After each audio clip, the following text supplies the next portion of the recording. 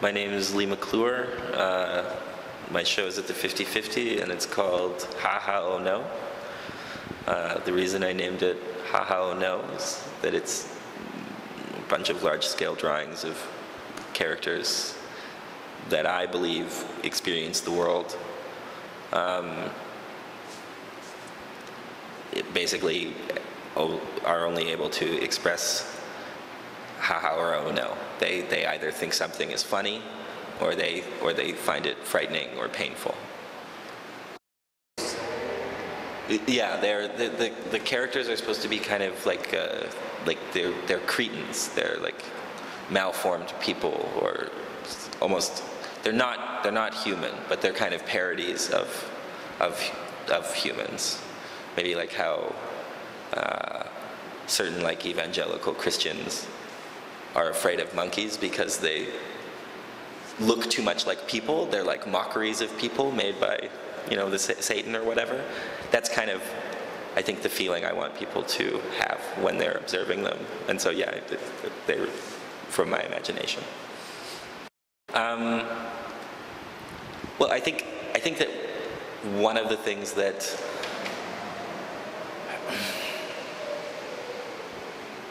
because these characters are definitely like engaging in somewhat human behaviors. This one's eating or trying to eat, but he doesn't know how, and so it becomes this kind of mockery of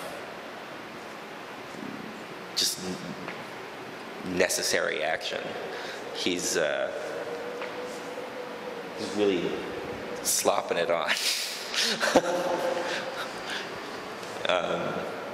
But I guess I do have kind of a cynical view of people. I think that we sleepwalk through a lot of behaviors, and that I had them engage with things in this way, or look, ridiculous and embarrassing and like shameful. They all like have this kind of weird,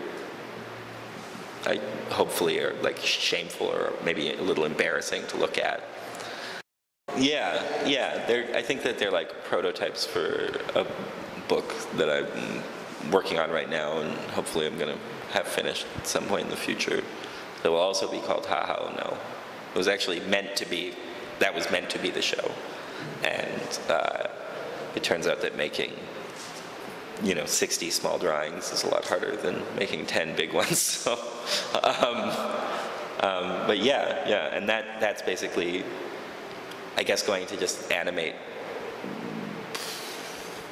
my idea about how they act, how they behave, and it would just be kind of like a absurd cycle of these creatures kind of wandering through a empty town and trying to figure out how to inhabit that space. One of the scenes I have worked out is a character will wander into they're all naked, but it'll wander into a house and find an article of clothing, like a sweater, and pick it up and put it on, and we'll put it on incorrectly so that the sleeve covers his head, and one arm will be out the sleeve, and then he'll just kind of be bound in this, I don't know, straitjacket of idiocy that he's gotten himself into. And then he's going to dawdle after his friends, who are all equally silly and sad, and eventually he starves to death. So it kind of follows that trajectory from being kind of comedic and funny to being terrible and sad. Yeah. Well, one thing that I kind of like about drawing these guys naked is that because I feel like when you're representing something naked, you're almost saying that this is like an essential, this is it at its core, you're seeing all of it. This is what there is to see. And I like the idea that these guys don't have much more than their nakedness going on.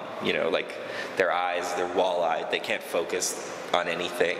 They can't really absorb information. They don't know they don't really know where they are ever or like what's going on, and they're just completely shameful and hopefully a little scary for that too. Like I kind of like the idea of them being, you know, kind of repellent. Yeah, they're in like this weird like blood orgy or something. It's like on the one hand it's very sexual, and then on the other hand it's also very violent. But none of them, like if you follow their gaze, they're not looking at one another. They're always looking past or out into some other space, as if they're possessed into this action. And I think that maybe the premise behind that, or what I was interested in saying, was on top of the spectacle of it, because I also want them to be fun to look at. I want you to be drawn in, and I made them big for a reason. I made them kind of complicated for a reason. That was the spectacle. But the premise is, as they're like looking past it, is that they're engaging in these kind of essential behaviors. You know, like for whatever reason, people are violent, and we do terrible things to one another, and we're also sexual, and you know, we fuck each other and stuff too. So,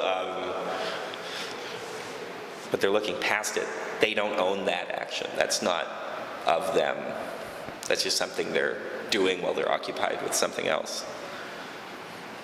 And so that was, I think that that's the idea there. And also that the way that that's framed is that it's I'm trying to kind of convey a narrative. So you stand in between them, and in the center is the only color image in the piece.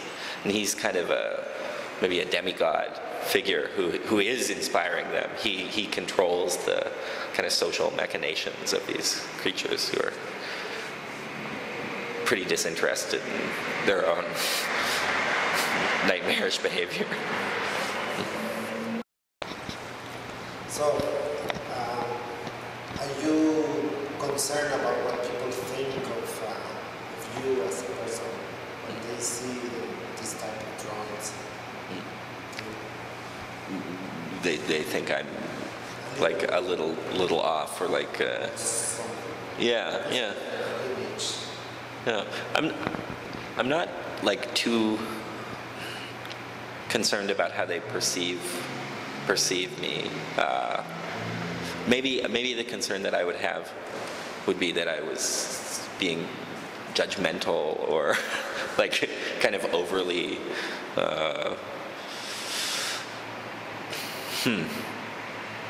maybe too macabre or something, and also and not having fun with it. I think would be like that would be something that I would be concerned about.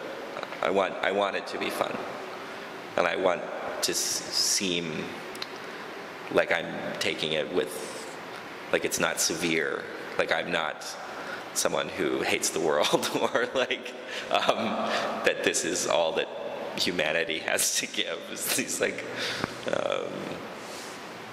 ridiculous kind of mutant cretins. I think that at the same time, I'm implicating myself in the behaviors that I'm representing, and that I guess if people are uncomfortable with that, then they can be. Like, if they don't want to acknowledge that they might be a part of these behaviors as well, then that's up to them. Hopefully they'll see themselves in it along with me. Okay.